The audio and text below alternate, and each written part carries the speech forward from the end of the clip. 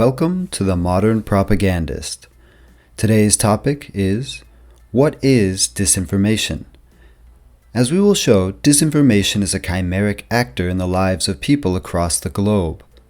We will begin by taking a look back in history to see how disinformation can shape the story of humankind. I hope you enjoy the show. How powerful is disinformation? It is powerful enough to alter the course of history. In the midst of World War II, Joan Pujol Garcia found his calling in fighting against the Third Reich. His story began in failure when he unsuccessfully attempted to become a spy for MI5.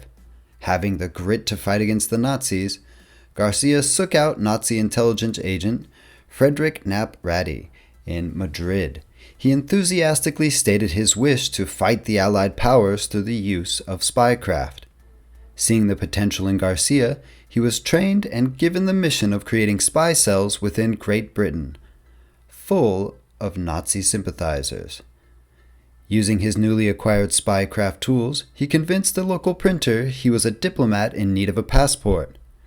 Garcia never did travel to London, but rather set up shop in Portugal to begin his own mission. Using material he could gather from abroad, he generated false reports of London and the morale of its inhabitants. As time went on, the Nazis' trust in him grew as he continued to disseminate disinformation. They gave him the codename Alaric Arabelle. After he had gained their trust, he went back to MI5, offering to be a double agent. This time they accepted the offer and gave him the codename Garbo. His role was feeding the Nazis irrelevant information and giving the Allies pertinent facts. In order to avoid suspicion, he crafted a strategy which involved giving the Nazis true and incredibly useful information that was just a little bit too late to be acted upon. Garcia was eventually commissioned by the Nazis to set up a legitimate spy ring inside of Great Britain. Garcia created fake sub-agents, and the Nazis paid a salary to each of these individuals, eventually totaling over $340,000 in today's money. In total, Garcia fabricated 27 fake agents, and this wasn't even the finale. In his greatest act of disinformation, Garcia tricked the Third Reich into believing there was going to be a massive landing of Allied forces at Pas de Calais in north of France. The Nazis believed the information to be true and moved a large number of tanks and troops there, thinking that the D-Day landing further south was just a diversion for a larger attack. In this way, Garcia, along with MI5, changed history through tactical dissemination of disinformation. This example from history altered the course of humankind, and disinformation continues to be a force that still creeps into the nooks and crannies of our everyday lives. So, to ask the question again, what is disinformation?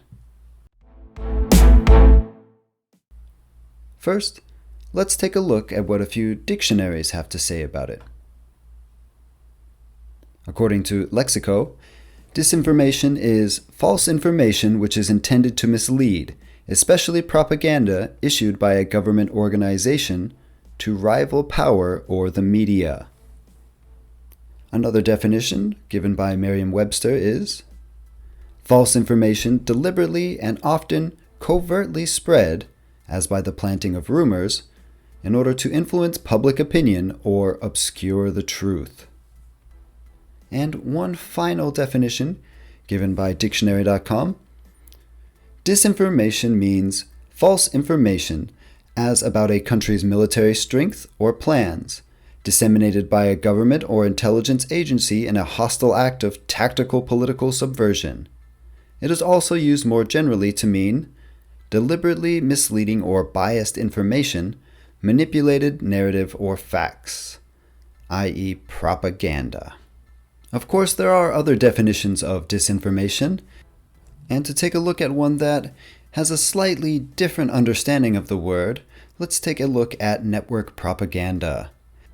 The authors define disinformation as, quote, a subset of propaganda that includes dissemination of explicitly false or misleading information.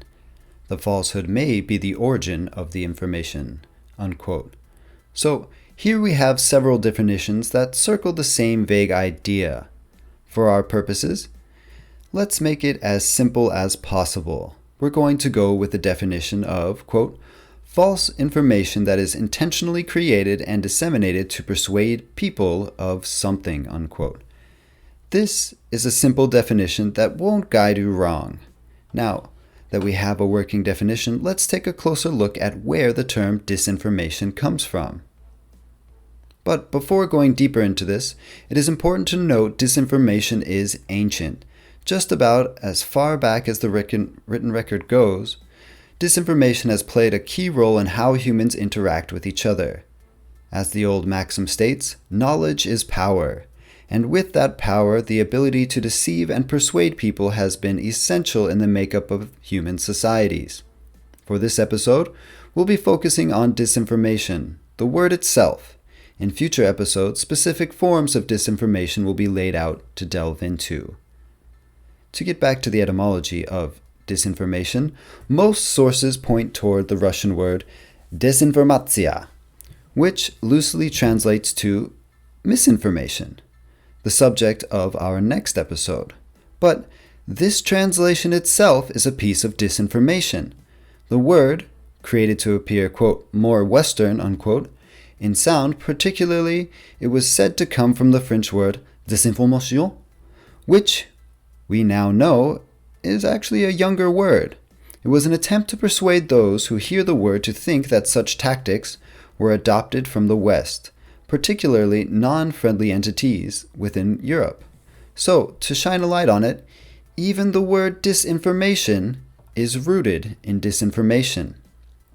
Now, the first recorded use of the English word disinformation was actually written in World War II, in which a writer, discussing the clandestine activities of the Nazi regime, noted, quote, the mood of national suspicion prevalent during the last decade is well illustrated by General Krivitsky's account of the German disinformation service, engaged in manufacturing fake military plans for the express purpose of having them stolen by foreign governments.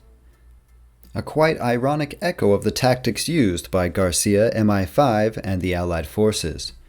In fact, all sides of the war were crafting their own forms of disinformation, primarily wartime propaganda, aiding at persuading those at home and those on the other side of the gun barrel to act in ways they saw fit. For instance, der Chef, meaning the chief or the boss, was a radio broadcast announcer who spouted off claims from tainted blood transfusions to Casanova fantasies of military officers' wives making sweet, sweet love to a handsome Italian diplomat, filling the airwaves with persuasive intent. Wartime disinformation, particularly the field of propaganda, can be easy to spot in hindsight. People may ask, how could that affect anyone? Who would fall for that? Or, that could never happen now. These folks are failing to recognize one of the key mechanisms within the innate strategy of disinformation, audience targeting. It is not only necessary to know what you want to convey, but also have a deep knowledge of the target audience and what makes them tick that is important. For us living in the 21st century with historically unparalleled access to information, the disinformation of the past may seem silly, preposterous, and even downright absurd. Yet, we are not the audience in which it was produced with the intent of persuading. Place yourself in the shoes of a war-tired soldier, a housewife turned machinist, or a young boy or girl waiting for dad to come home from the front. These were their targets, and through careful consideration and crafting, some of the most brilliant breakthroughs in disinformation creation were produced in the early 20th century. Just think, it wasn't too long ago when the American population echoed the weapons of mass destruction narrative. Or, how about other massive waves of fake news telling the world they, among all others, have the real story? From vaccines to microchip implants, to election meddling, disinformation still plays a valuable hand in shaping the thoughts and actions of the masses. So what are some common forms of disinformation? Let's take a gander and find out. First, let's take a look at the more common fake news disinformation we can easily find on social media. Number 1, fabricated content. This is the stuff that is 100% completely false. An example would be the celebrity death stories that circulate the web, when in truth, the celebrity is alive and perhaps shocked to find out that they have died via social media. Other common themes are often found in the realm of politics, such as the Pizzagate conspiracy, which spread across the web during the 2016 U.S. presidential election. In this instance, the content stated high-ranking officials from the Democratic Party, particularly presidential candidate Hillary Clinton, were running a child sex ring out of the basement of a pizza parlor in Washington, D.C., which led to real-world action of a North Carolina man who entered, fired a weapon to break a lock into a storage room, and was subsequently debunked when there was no child sex ring hidden behind that door. It later found new life in connection to a worldwide sex ring run by global elites rather than the Democratic Party over the TikTok platform. Number 2, manipulated content. This is content generally visual in nature that is manipulated to show a narrative that is non-existent. The origin of the visual content is generally from a reputable source, but it is attached to a sensationalist headline or is distorted to serve the purpose of a false narrative. This is often played out through cropped images, decontextualized photos, or images attached to clickbait headlines. Number 3, imposter-generated content. Here, the source of disinformation attaches legitimate signs or symbols to their content to add false reputation to their narrative. A fake photo, news article, or video with the logo of a reputable news source that is shared to serve the purpose of a false narrative. Perhaps you've seen something circulating with New York Times or Wall Street Journal or the BBC logo emblazoned across it, claiming to display some breaking news on social media, only later to find out it was a doctored image to include something that gave it the visual appeal of being real. Number 4, false connection. This is where the image or video attached to a post or web page does not support the actual content within. Let's say you come across the image of children embracing each other and grieving with the headline, quote, "You won't believe what politician A or celebrity B did to these children," unquote, only to find an article that has nothing to do with the photo. This clickbait strategy serves a double purpose. For some, they will click on the link, aiding in the ad revenue of the site. Others will formulate a false opinion, and others still may share the link without viewing the actual content, amplifying the intentions of disinformation. Number 5, satire and parody. The art of satire can sometimes be too complex for the casual social media user. A satire-driven headline, image, and accompanying article may be met with honest belief from a viewer. This has become an increasingly big problem as satire and parody websites take the visual form of trustworthy sources of information.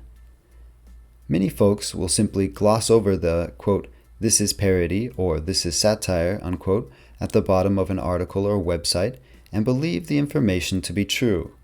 In this instance, there are times which outlets, such as The Onion, aren't directly trying to be sources of disinformation, but due to user judgment error, they become one. These are just a handful of the tactics in social media. The larger field of disinformation also takes on other forms, such as propaganda, which in its simplest form is, quote, information, ideas, opinions, or images, often only giving one part of an argument that are broadcast, published, or in some other way spread with the intention of influencing people's opinions, unquote. It is important to note there are many forms of propaganda. enough to make an entire episode out of. Propaganda is indeed a multi-headed beast that we will take on in another episode. But this should give you a quick look into the umbrella term disinformation. And with that, we wrap up the What is Disinformation episode. You now have a little more knowledge to begin thinking about the information you are given and the forms disinformation can take to try and persuade you.